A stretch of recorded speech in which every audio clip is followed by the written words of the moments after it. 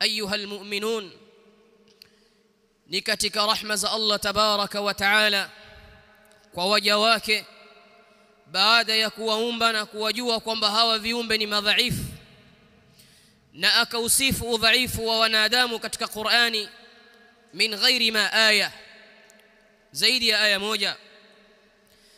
Yaqulu jalla wa ala, Mwenyezi Mungu subhanahu wa ta'ala anasema katika kitabu chake fi surati an-nisa, wa huwa yubayyin lana anna hadha al-insana makhluqun dha'if.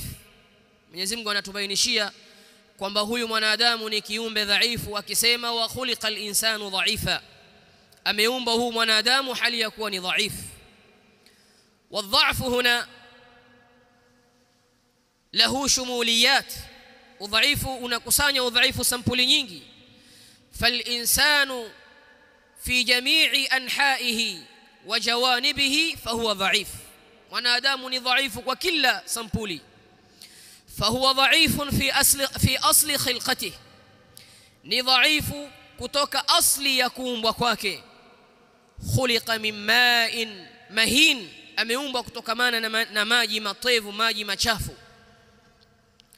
Dhaifun amama shahwatihi, ni dhaifu mbele ya matamanio ya nafsi yake, hawezi kujihimili na kujizuia mbele ya shahwa. Kwa hivyo huwa ni udhaifu. Ni dhaifu kwa sababu usingizi ukija hawezi kujimiliki nafsi yake, ni lazima analala. Walidhalik Mwenyezi Mungu subhanahu wa ta'ala ni mkamilifu katika kila njia, ndio maana hasinzi wala halali, la ta'khudhuhu sinatun wala naum. Kwa hivyo usingizi ni mojawapo wa udhaifu wa mwanadamu, na ni katika udhaifu mkubwa alionao mwanadamu ni kwamba yeye ni mwingi wa kukosa, ni mwingi wa kufanya madhambi, ni mwingi wa kuparaga madhambi ya Mwenyezi Mungu subhanahu wa ta'ala na kukeuka mipaka yake. Katika hadith sahih, hadith Abi Hurairah radiyallahu anhu, anna an-nabiy sallallahu alayhi wasallam qala kullu ibn adam khata, kila mwanadamu ni mwingi wa kukosa.